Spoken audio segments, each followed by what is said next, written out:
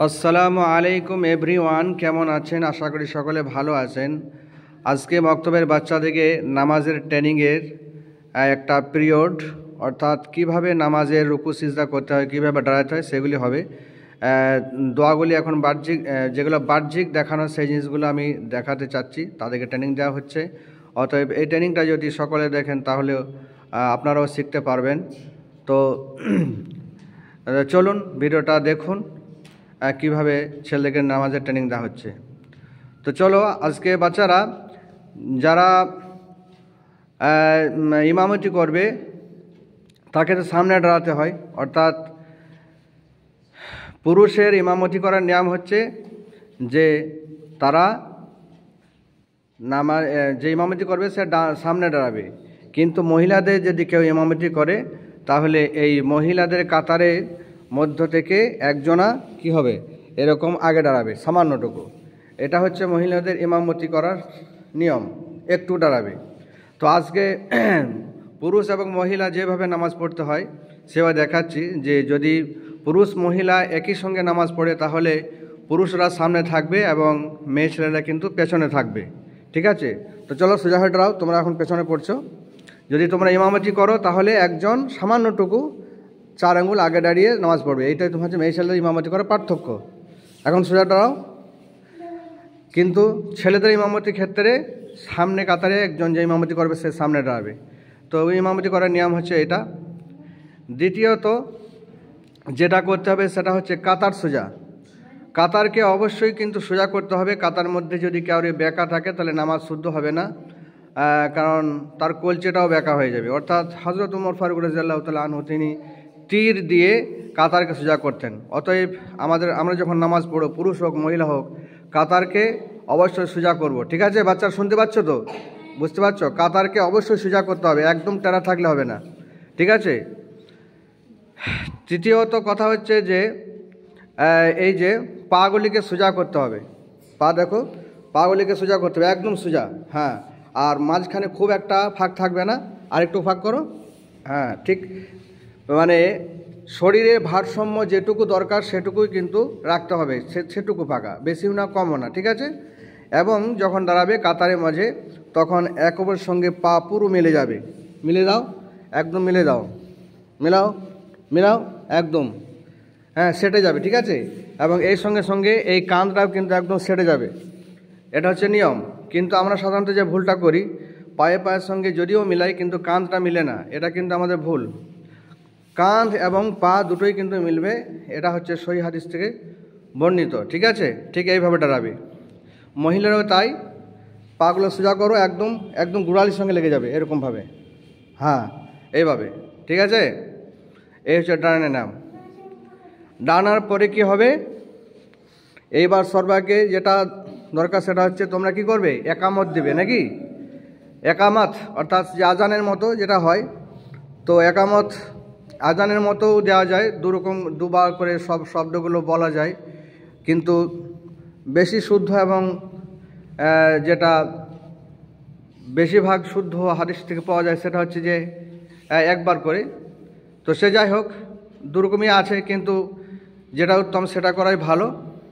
এইভাবে করে তোমরা একামত দেওয়ার পরে কি করবে, একামত দেওয়ার পরে যখন একামত শেষ হয়ে যাবে, অর্থাৎ একামত একজন দিবে এবং সবাই শুনবে এবং একামত সাথে সাথে বলবে, ঠিক আছে? তারপর তোমরা কি করবে, একামত দেওয়া শেষ হলে এই কানের সোজাতে, কান বরাবর হাত তোলো, একদম কান বরাবর। হ্যাঁ, এরভাবে ঠেকাবে না, কিন্তু তোমার উঠে যাচ্ছে একটুকু, আরও নামবে, ঠিক কান বরাবর। হ্যাঁ, অথবা কান বরাবরও হয়, ঠিক আছে?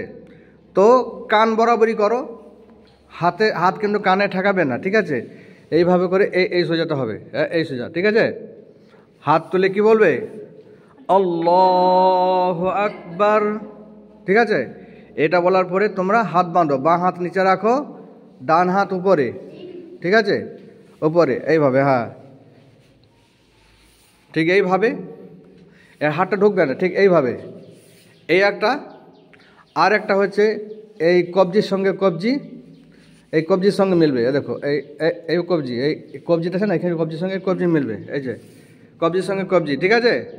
আর একটা হচ্ছে হাতলির সঙ্গে হাতলি, ঠিক এইভাবে, বুঝতে পেরেছ? হ্যাঁ, এরকম একটা নিয়ম।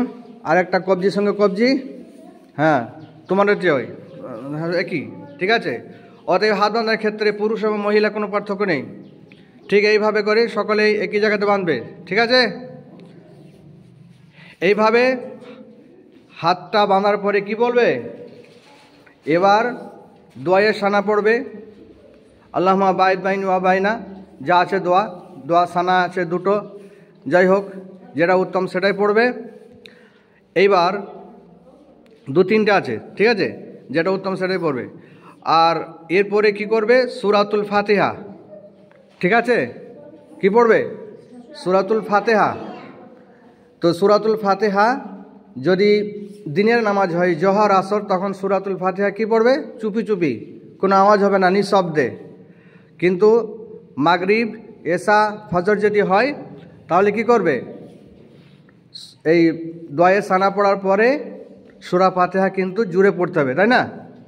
জুড়ে ফাতিহা, তারপরে শেষ হলে চুপি চুপি বিসমিল্লাহ বলে আবার জোরে একটা সূরা মিলাতে হবে, যে কোনো একটা সূরা, মানে মুখস্থ মতো যে কোনো একটা সূরা অবশ্যই মিলাতে হবে। তোমার হাতটা উল্টো হয়ে গেলে কেন? ঠিক আছে, মেলানোর পরে তারপরে কি করবে? যখন একটা সূরা মেলা শেষ হয়ে যাবে তখন তোমরা রুকুতে যাবে। রুকুতে যাওয়ার আগে কি করবে? হাত উঠাবে। হাত ওঠাও ওই ঠিক কানের সোজাতে অথবা কাঁধের সোজাতে, হ্যাঁ এইভাবে, খুব চওড়া হবে না, আর ওটা কাছাকাছি হবে, আর ওটা কাছাকাছি, হ্যাঁ ঠিক আছে। একটু হাত উঠাতে পারো কানের সোজাতে বা কানের সোজাতে, ঠিক আছে? আর হাতটা ঠিক কাবা শরীফ দিকে হবে, হাতলিটা কাবা শরীফ দিকে হবে, ঠিক আছে? এইভাবে হাত উঠিয়ে রুকুতে যাও। রুকুতে যাও, হাঁটুতে হাত দাও, রুকু মানে হাঁটুতে হাত, ঠিক আছে? সবাই দাও, ঠিক আছে? এইভাবে করে এই সময় তোমাদেরকে দেখতে হবে এই পিঠটা যেন একদম পুরো সমান হয়, মাথা থেকে পিঠ একদম সোজা, একদম সোজা, হ্যাঁ অতটা উঠবে না, এই যে এতটা, ঠিক আছে? আর এটা শক্ত করে টিপে ধরবে, হাঁটুটা টিপে ধরবে, হ্যাঁ তোমার একটু উঠে যাচ্ছে, ঠিক আছে? আরও এর মাথাটা নামাও, হ্যাঁ ঠিক এইভাবে, ঠিক আছে? এর রুকুতে কি পড়বে? রুকুতে তসবিহগুলো পড়বে, দু তিনটে তসবিহ আছে যেগুলো তোমরা শিখেছো। সুবহানা রাব্বিয়াল আযীম 5 বার 7 বার 10 বার যতবার পারবে পড়তে পারো, ঠিক আছে? এবার পড়া হলে তোমরা এই চুপ, মাথাটা উঠাবে, হাত উঠাবে সামি আল্লাহু লিমান হামিদা বলে, হ্যাঁ ঠিক অতটাই যতটা বলেছিলাম যে কাঁধ অথবা কান বরাবর হলো। এভাবে ওঠাবে, ওঠানোর পরে দোয়া বলবে রব্বানা লাকাল হামদ অথবা রব্বানা লাকাল হামদু হামদান কাসীরান তাইয়্যিবান মুবারাকান ফি, ওকে? এবার সিজদায় যাবে। সিজদা যাওয়ার সময় উত্তম হচ্ছে হাত দুটিকে জমিনে আগে রাখা, হাঁটুটাও রাখা চলবে, কিন্তু অতি উত্তম যেটা সেটা হচ্ছে হাঁটুটা জমিনে আগে রাখা, হাত দুটোকে আগে রাখা।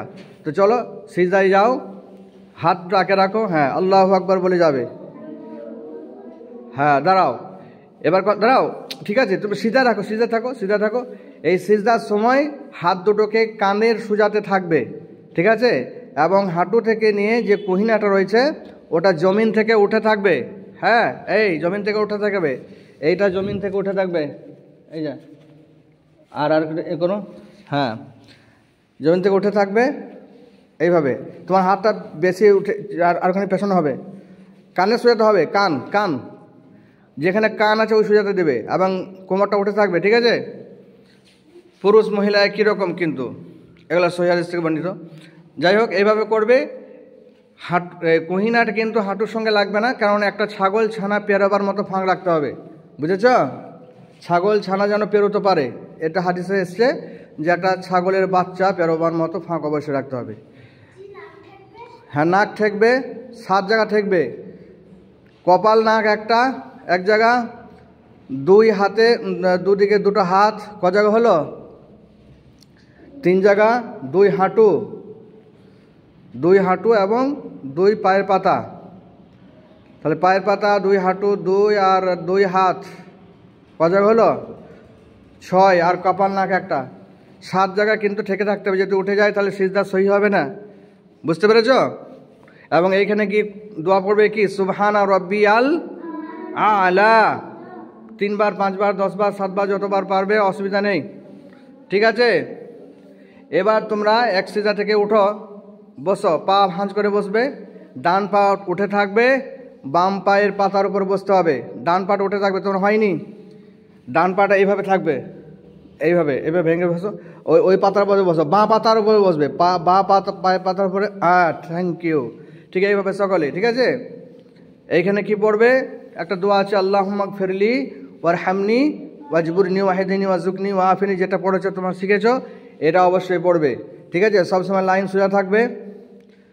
এইভাবে করে এই দোয়াটা পড়ার পরে আবার কি দ্বিতীয় সিজদায় যাও আল্লাহু আকবার বলে। হ্যাঁ, দ্বিতীয় সিজদায় দাও। ঠিক দ্বিতীয় সিজদায় ঠিক যেভাবে সিজদা করেছিলে, সিজদা যেমন করে করতে হয়, একদম কোমর থেকে নে পিঠ একদম করো করো, একদম পিঠ সোজা থাকবে। হ্যাঁ, কোঁকড়িয়ে থাকবে না, বেঁকা হয়ে থাকবে না, আর কুহিনাগুলো কিন্তু জমিনের সঙ্গে মিশে থাকবে না, ঠিক আছে? ঠিক এইভাবে, ভেরি গুড, খুব সুন্দর। এইভাবে আবার ওই দোয়া বলবে সুবহানা রাব্বিয়াল আলা, ঠিক আছে? কমপক্ষে 3 বার, হ্যাঁ 5 বার 7 বার 10 বার, বেশি বারও পড়তে পারো, ঠিক আছে? এইভাবে করে এক রেখাত হলো। এইবার তোমরা দ্বিতীয় রেখাতের জন্য উঠে যাও আল্লাহু আকবার বলে। জমিনে হাত রেখে উঠবে, ডাইরেক্ট উঠে যাবে না, কেননা জমিনে হাত রেখে ওঠাটাই বেশি সহি, ঠিক আছে? হ্যাঁ, ঠিক আছে। আবার দ্বিতীয় রেখাতের জন্য আবার হাত বাঁধবে, ঠিক তোমার বাঁ হাতটা উপরে হচ্ছে কেন, ডান হাতটা উপরে হবে। Thank you. ঠিক এইভাবে করে নামাজের যে বাহ্যিক দিকটা আমি বললাম, এগুলিকে অবশ্যই খেয়াল রাখবে, ঠিক আছে? পরবর্তী দিন কিন্তু আবার ভালোভাবে নামাজের দোয়া সহ তোমাদেরকে ট্রেনিং দেওয়া হবে। তো আজকে এক রেখাতে যে ট্রেনিংটা দেওয়া হলো, যে কিভাবে রুকু সিজদা করতে হয়, এগুলিকে তোমরা খেয়াল রেখে নামাজের সময় পড়ার চেষ্টা করবে। অতএব যারা তোমরা রয়েছো, অবশ্যই তোমরা নামাজ এখন পড়তে হবে না, নামাজের ট্রেনিং করবে। হ্যাঁ, তোমাদের উঠ বস রুকু সিজদা যেভাবে করতে হয় সেগুলো যদি তোমরা ওঠা বসা করো, তাহলে এই ট্রেনিংটা হয়ে গেলে পরবর্তীতে নামাজে কোনো ভুল হবে না, ঠিক আছে? আর তোমরা নামাজের সময় কোন দিকে তাকিয়ে থাকবে? সব সময় তোমাদেরকে সিজদার দিকে তাকিয়ে রাখতে হবে। যেখানে সিজদাটা পড়বে সেই সিজদার দিকে তাকিয়ে থাকবে, বুঝতে পেরেছ? আর যখন তাশাহুদে বসবে, তাশাহুদের সময় যখন আঙ্গুল নড়াবে, তখন আঙ্গুলের দিকে তোমরা তাকাবে। তো দৃষ্টির জায়গা হচ্ছে সব সময়ের জন্য সিজদার জায়গাতে। তো বুঝতে পেরেছ? এইভাবে করে তোমরা প্রতিদিন নামাজ ট্রেনিং করবে, বুঝেছ? তো আজকে নামাজটা ঠিক কথা গিয়ে হলো, তাই না? যেহেতু এটা ট্রেনিং, এটা নামাজ নয়, কি নামাজের ট্রেনিং। অর্থাৎ নামাজের মধ্যে তোমাদেরকে এখন কথা বলতে হবে, হ্যাঁ হুঁ দিতে হবে, কারণ শিখছো। তো ঠিক এই ধরনের তোমাদের ট্রেনিং দেওয়া হলো। তো আশা করি যারা এই ভিডিওটা দেখছেন অবশ্যই ঠিক এইভাবে নামাজ পড়ার চেষ্টা করবেন। সকলকে সহিভাবে নামাজ পড়ার সুমতি দিন, সঠিকভাবে সহি হাদিস মোতাবেক নামাজ পড়ার তৌফিক দিন। এই দোয়া করে আজকে ভিডিওটা শেষ করলাম। আসসালামু আলাইকুম ওয়া রাহমাতুল্লাহ।